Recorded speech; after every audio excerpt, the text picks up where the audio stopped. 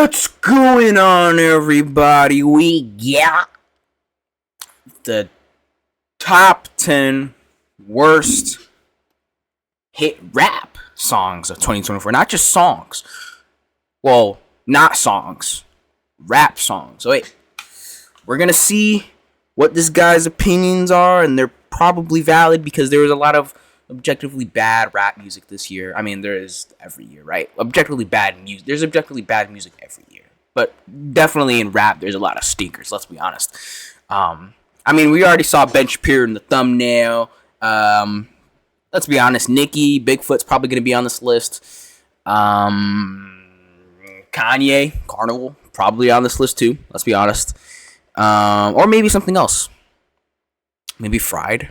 I don't know. But hey, let's and also got the meal of the day. Cinnamon bagels with cream cheese, as always. You know, just absolute classic on the channel. So, hey man, we're gonna see what this guy's takes are. So, hey, let's go. 2024 was a wonderfully eventful year for rap music, good and bad. This list is gonna be looking at the bad. It was one of those great years where I had way more contenders for the best songs of the year list than I did for this worst songs of the year list. But I do think a part of that is just because hip-hop is generally charting a little bit less right now. The bad rap albums list is where you guys are really gonna see the worst of the worst. But for now, let's take a look at my top 10 worst hit rap songs of 2024. Really? Really? I like this one. I don't know. This was probably my favorite song from that album, excluding Tore Up. But yeah. I mean, what about the Kodak Black one? There was a Kodak Black song. I didn't like that one. The one Don Toliver did with Kodak Black. I did not like that song. Why this one? Really? Interesting. I'm not gonna lie, I think a lot of the responsibility for this one here goes to Cash Cobain. For the most part, I don't think I like this new sexy drill sound that he seems to be the forerunner of. And if you don't know what that sound is, listen to Drake's song Calling For You, then this song, and then Cash Cobain's legendary Grippy. I really shouldn't have phrased it like that. You'll know what the sound is very quickly. I was in a club before she even had it. She was 21. I don't see a savage. Fuck this song. This song could have been so good, but no, they had to have a fucking 2-minute monologue of this woman like just yelling for some reason.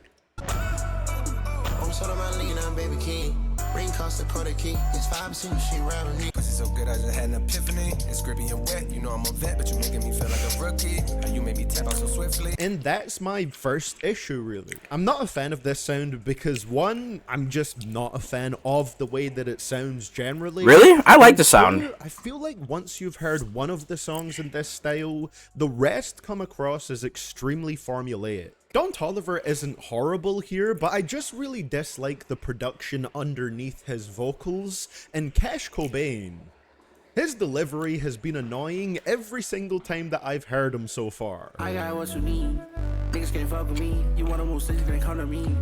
Sadly, not even the Charlie Wilson feature works for me. He's so clearly the best vocalist here that his section almost sounds a little bit too intense compared to what Don and Cash Cobain were doing. The transition into Charlie Wilson is honestly a bit jarring because he's doing something with a completely different energy to Don and Cash Cobain. So baby, so give me good love. It's not the worst song ever because I really didn't hate a lot of the songs that were on the charts this year. Bro, the two other songs you were talking about, Grippy and Calling For You, those songs are worse than this one. It's just one that that I was talking about. Definitely didn't enjoy. It's one of those ones where I can see why people would like it, but for me personally, I feel like all the pieces on here just don't really fit together in the right way. Oh. Most Drake songs post This forgettable last song with Lotto, bro, from the 100 gig. The whole 100 gigs fucking song releases are all forgettable. Let's be honest, except maybe for like No Face, because that had like the Cardi drama around it. But even that song is a little forgettable. Let's be honest. That whole fucking era of him dropping the 100 gig shit is low key like the most boring shit ever. I'm not gonna lie to you. beef this year were the most perfectly average tracks that you'll ever hear. Not good, not bad, just something that Drake happened to make. But Housekeeping knows is just downgraded Rich Baby Daddy. And while Rich Baby Daddy was, in my opinion, a fun break from the mostly boring slog that was For All the Dogs. True. People hate on that song. Look, you can ain't Sexy Red all you want. It went hard. It's a fun little fun little jammer. You know what I'm saying? Like, it's nothing crazy. This one just makes it feel even weaker. Did we need another basic ass Drake hit song like this with annoyingly dragged out sing rapping when you've shown us this year that you can actually still make good rap songs with push-ups and Family Matters? I can't get no 8 hours of sleep. Now when you here laying next to me. And then the hook, man. I hate this type of chorus, where it's just a sample of some guy annoyingly yelling.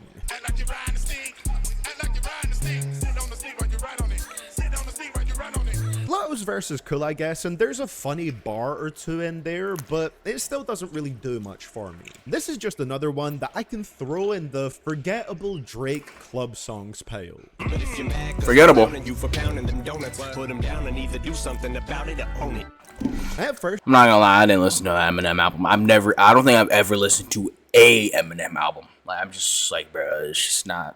I was thinking Look, from what I've heard, I'm good, bro. of picking Bad One by Eminem for this spot instead of Road Rage, because I do really like the last 30 seconds with the juvenile interpolation a lot here.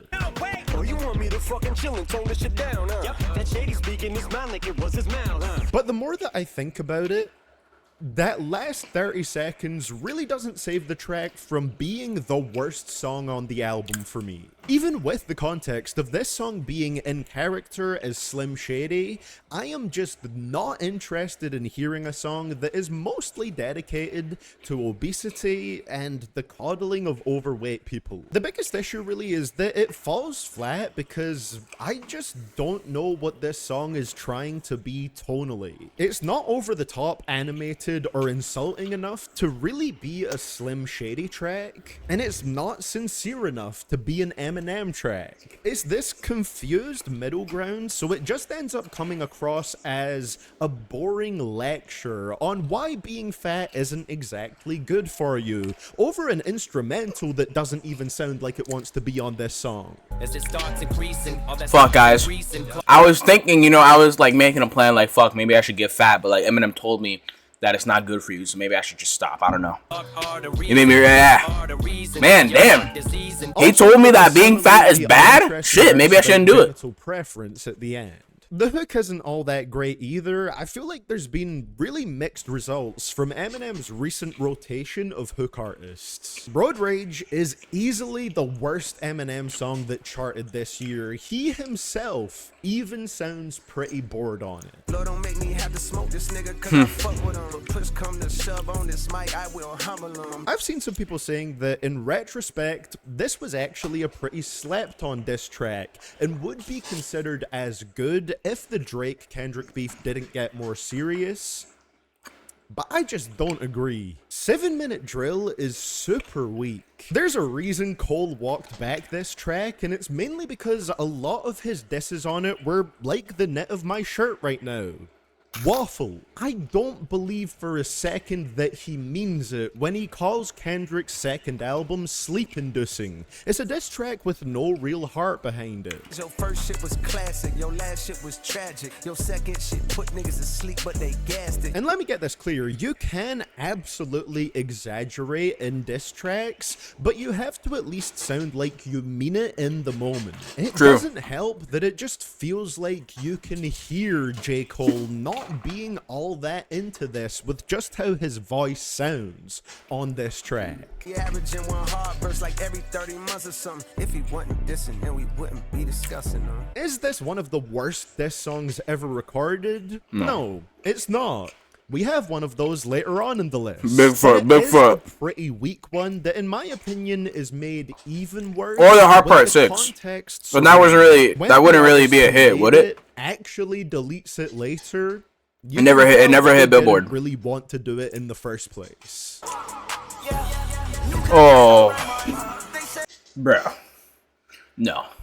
This album, like A Turtle Take Two, actually pisses me off, bro. That album actually pisses me off. Like, okay, I think I saw on Twitter, and I've said this before, that Uzi was like, oh yeah, this is like a throwaway album for like the label to like get up his like label or something or whatever. That might not be 100% true, but I saw someone on Twitter say that he said it, or like I saw like a screenshot or something like that. Like, he said that. But like, if this is a throwaway album, why make it a part of a series where the first album is beloved by millions of people and millions of people listen to it every day? Why would you do that? I generally don't understand that. Like, if you're gonna make it a throwaway album, at least have it be on its own. You know what I'm saying? Like, A Turtle Take is like it has a standard of quality, and to make the sequel a supposed throwaway album with like not like the greatest tracks, it's kind of like stupid. Is it not stupid? I just don't understand. At first, I didn't think I would be including any of it. Like, there are no songs on that album that I've seen anyone like even remotely play or talk about ever since like the first week, like that when the album came out, and that's genuinely crazy. At least, like, a lot of people didn't like Pink Tape, but at least Pink Tape, it had like hits. Like, even excluding Just Wanna Rock, like we had oh my god, what was the first track called? I totally forgot. I don't listen to Lil Uzi. The first track, they had like that Nicki song, the Werewolf. I remember that one. Like, that album at least had tracks that were memorable and people actually like talked about like after like the first week. Like, they would like discussing and stuff. With A Turtle Take Two, really? Like, there was no like songs that people were like, oh yeah, like, let's talk about this, you know, like we're interested in this. No, everyone forgot about all the fucking songs because they were all mid or shit. Who's charting songs on this list, but the more that I listen to We Good, this might just be Uzi's worst intro track. It represents the issues that the album as a whole has pretty well. Uzi's flow doesn't sit on the beat very well, and as a result... And the sad thing is the visuals are cool too. I like the visuals for the album. But like, they were like, it was like wasted on shitty songs, so like, what's the point? It just sounds like a weaker version of tracks that Uzi has already made. It kind of feels like a bad Love Is Rage 2 track to me. Alright, but I'm really still the demon. She trying to show off for Uzi, that's for sure. There absolutely are worse songs on EA2, for example, Nitrous Track 1, Nitrous Track 2, and good the one. Fake Out feature song, but none of those charted, so none of them charted. are eligible for this list. We Good, in my opinion, is still weak enough to make it on here, though. It's a track that just feels kind of messy, with a lot going on in what feels like all the wrong places. I honestly feel like it gets a little bit worse every time that I come back to it. Plutoski? Oh, never mind. Much like it was difficult for me to pick my favorite Future hit song for the year from the 3 albums that he dropped, This is kind of crazy. He dropped 3 albums. That's crazy. Made it very hard for me to pick what the worst Future song was from this year. But I think, I mean, it's just Plutoski now. Performance of Ready to Cook Up makes it my least favorite. This sounds like Really? it was recorded after Future had just woken up from some incredibly potent anesthesia.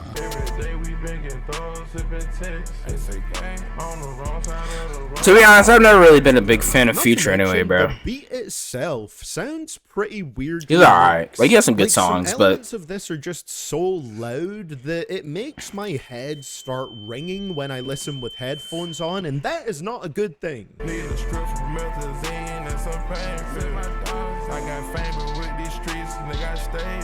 A lot of mixtape Pluto has that rougher, grittier sound to it, but a lot of it doesn't really work, especially with weaker Future performances like this. I also don't think I've heard a less inspiring flex of wealth than "I'm getting a certain amount of cash."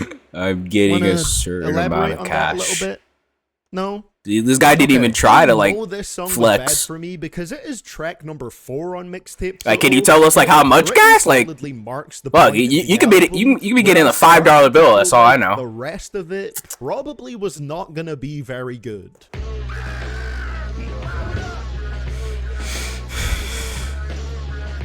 Wait, There is nothing more Mike annoying in a rap song Tyson? than a distractingly noticeable vocal sample in the background that just seems to never end. It's pretty annoying in reviews too, I'm sure. Who made the decision to have that sample be so prominent? Probably Was Kanye. it Kanye? Was it the nitrous? How big even is that gap? It was both of them. anymore? 2022 They teamed was up. The year of baffling musical decisions Bro. from Kanye West, and this song is a pretty. This guy looks like a perfect example homeless of dude. that. It is the hell? unlistenable in its current form. Outside of the annoying sample on the beat, Kanye and Ty sound Don't say no they're diggity around me, that's my ahead of dog. Their vocals with some scratchy, high-pitched singing on this one. It's rough, man. Well, Carnival's probably not going to be on this then. If Hoodrat's on here, then yeah. Carnival's not going to be out here.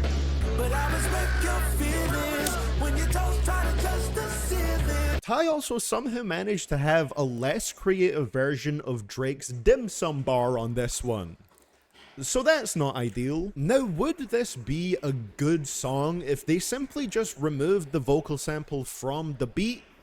Still no, probably, but the fact that it is in there is what makes it one of my least favorite hit songs of this year. Yeah. Everything about the song just clashes Justified. horribly with other parts of it, eventually just becoming a single line of white noise in my ears. In short, it's a song that represents Vulture's One pretty well. It ends up being as off-putting and unappealing as possible in an attempt to sound gritty and raw. Really? This one? I like Megan Thee Stallion. I think she had a pretty great year overall, but this is one of the most annoying songs that I heard all year. And it was like her most successful for some reason. Why do rappers love going for the Fisher Price? I mean, it's micro- okay. It's like mid, but like it's not. I guess maybe like if like overplay possibly or like maybe probably overplay. It's probably like annoying for this song. Yeah, to me, but like I haven't heard it like as much as some other people have probably heard it. And I'm on TikTok all day, so like I've heard this song like a lot, but like it hasn't really bothered me. It's like it's not bad, but it's not like good either. It's just mid. It's a mid song. Piano instrumentals. I've made that joke like 3 times before, and I'll keep doing it if it keeps happening. It sounds so cheap and flimsy that the track already starts off on the wrong foot for me from the opening seconds.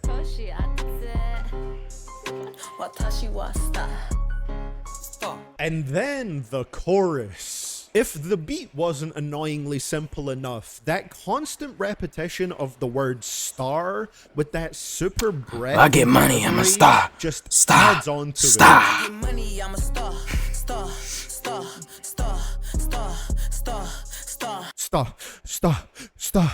Star. You know, That feels weird. I This actually song's they actually made me like realize like there was actually breathing sounds there. I never realized that popular until he pointed it out. because It's annoying. I genuinely don't get it. The Yuki Chiba verse does help add a pretty unique flair to the track that I guess could be kind of cool, but I'm sorry.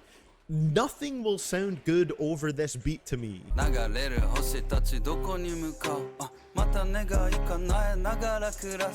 just don't get what people like about this song, honestly. I think Megan is great, and I hate Yeah, this it's song a little much. overhyped. Horrible beat, annoying chorus, and verses that I think don't really do anything special. Her albums this year were really solid, but this is the worst thing from either of them for me.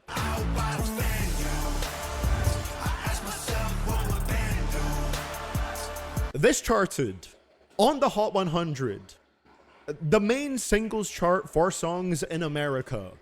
Within the top 20, a song by Tom MacDonald and Ben Shapiro. Now, I understand the viral potential of having a controversial and very goofy figure like Ben Shapiro spit in a rap verse, but this song charting is really a fascinating commentary on the times that we live in. Now, look, Pretty sure it's like the bar sales, is no? hard. I definitely wasn't I can't streams. imagine living in a world Like some where type I of sales actively shit. want to listen to this. Let's look at the stats. I've got the facts. Definitely not radio. Thank God it's not radio. Imagine Don't be a whack. pulling up like to Walmart It and they got this genuinely hurts shit me like to playing on the know there's radio. Someone out there that was clapping and cheering. Or like you go into your when car and you Shapiro got look at the said facts, that look at the get facts. Billboard #1. And the deeper that Tom sinks, I'm into this immediately rabbit turning hole that of shit off. Conservative pandering music, the more lifeless and predictable his music becomes.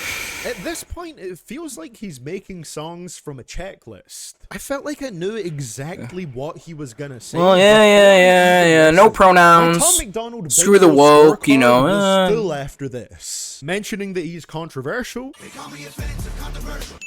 There's only 2 genders. Yeah. That one too. Pronouns. How about no nouns? Pro-choice pronouns, pro-love, you're progressive. Claims of being the biggest independent rapper when he isn't. They can't cancel my message because I'm the biggest independent rapper in the whole freaking world.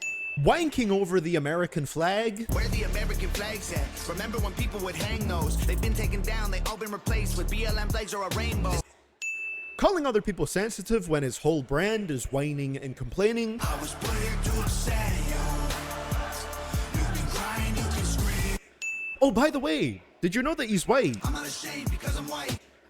And a very racism-coded segment about rap turning people into thugs and hoes. This ain't rap, this ain't money, cars and clothes. We won't turn your sons into thugs or your daughters into hoes. This is the worst game of bingo that I've ever played. I nailed it, and I didn't even win anything.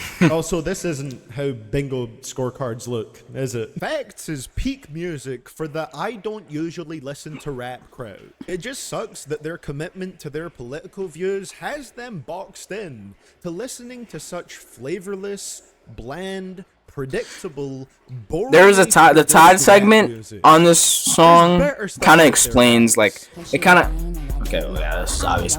Like the Todd for facts, he kind of explains it well. Like no one is actually listening to the song. Like it's just there to like be like, yeah, fuck pronouns or whatever. Like I don't know how to explain it, but like this isn't even a diss track. go watch This is just a few minutes his worst of list. insane ramblings from a rapper who spiraled like crazy because of one line that Megan Thee Stallion had calling her and her convicted sex offender husband out. I almost feel like there's no words that I can say that would do it justice. If you've listened to this, you know that it's a horrendous wreck of a song. Yeah. Nicki sounds outright unhinged with her delivery on this one. He's on like cocaine or something. Whoa, she's going off. She's going absolutely crazy kind of way. It's in the, oh my god, this is brutally embarrassing for her. A woman in her 40s who is still stuck in her high school moral phase kind of way. Bobs, I need a good alcohol bar. Yo, man, wait, that was the bar. Niggas mad that no nigga ever loved her. No nigga gon' stand 10 toes behind her. And if you really want to focus on how utterly insane Nicki's delivery is on this track, she was kind enough to release an a cappella version of it. Sigh. How you fuck your mother man when she died? Is it my fault I got good vagina? Why the fuck is you humping on a minor? Cause she was lying to your dead mama. Don't you think it's funny to speak about people's families?